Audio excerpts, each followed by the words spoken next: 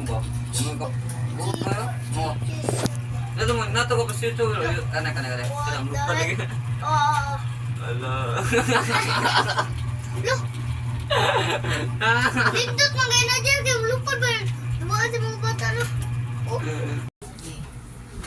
Testing natin ha. Ito yung sira namin na. Kasi ayaw niya mag-on.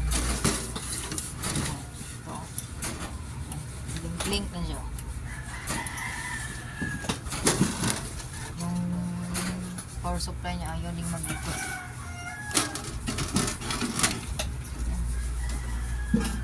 Ayaw niya start dito. Pero may lights siya dito. May power lights.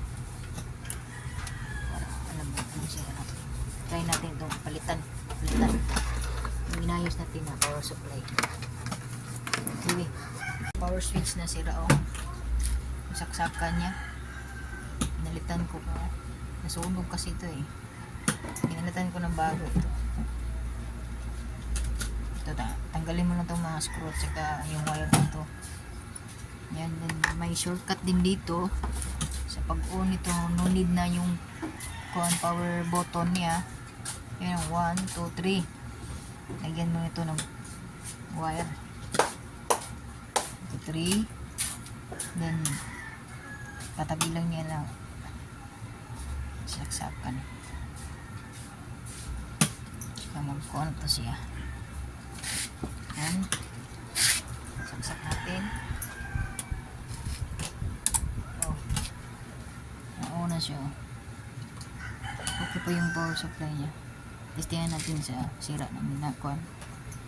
Power supply niya. Testingan natin. Lagyan natin ang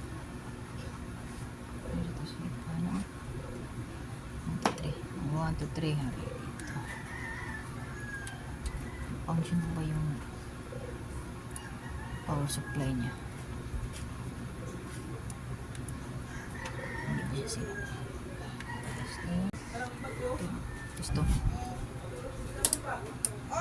No, bubo dyan siya. Bubo dyan siya. Sira talaga to, sira. Di siya kada ito yung nirepair namin. Ito yung tinanggal namin na power supply. Tayo natin on. Video natin. On natin. On na siya. May power na siya guys.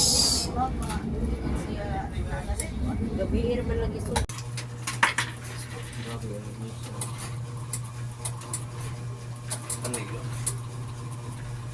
yun?